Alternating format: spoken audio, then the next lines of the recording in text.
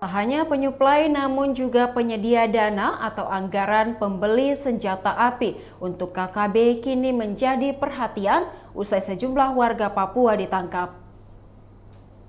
Warga Papua ini ditangkap saat hendak menyuplai senjata api ke kelompok kriminal bersenjata atau KKB. Anggota Komisi 1 DPR RI bidang pertahanan Yan Mandenas pun mengatakan jangan hanya penyuplai namun aparat TNI Polri juga harus bisa membongkar aktor utamanya selaku penyedia dana untuk membeli senjata api tersebut.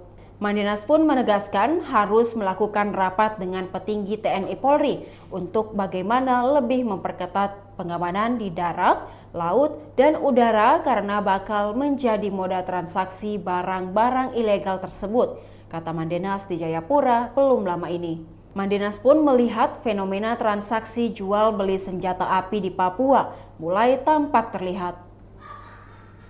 Hal itu tercermin dari pengungkapan kasus pembelian senjata ilegal di Filipina oleh Anton Gobay dan terakhir di Boven Digoel yang disuplai dari negara Papua Nugini.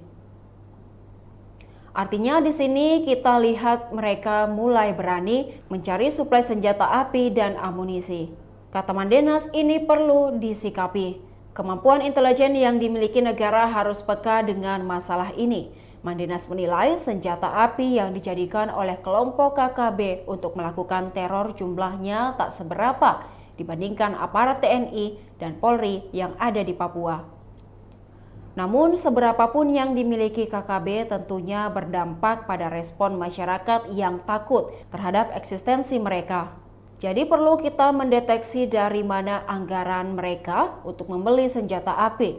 Walau sudah tak rahasia umum lagi, terkadang KKB ini ditunggangi oknum untuk memuluskan keinginannya. Mandenas pun berharap aparat TNI Polri tidak lagi tergoda atas bujuk rayu aktor intelektual KKB untuk menjual senjata dan amunisi. Dikatakannya hal itu lantaran masih adanya oknum TNI dan Polri yang melakukan transaksi jual beli amunisi kepada kelompok tersebut. Mitigasi ini harus dilakukan dari level pimpinan, serta pengawasan penggunaan senjata api dan amunisi perlu diperketat. Tanpa adanya amunisi, seberapa banyak pun senjata KKB, pasti teror akan semakin minim.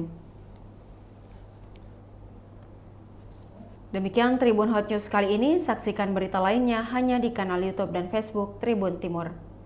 Terima kasih sudah nonton, jangan lupa like, subscribe, dan share ya!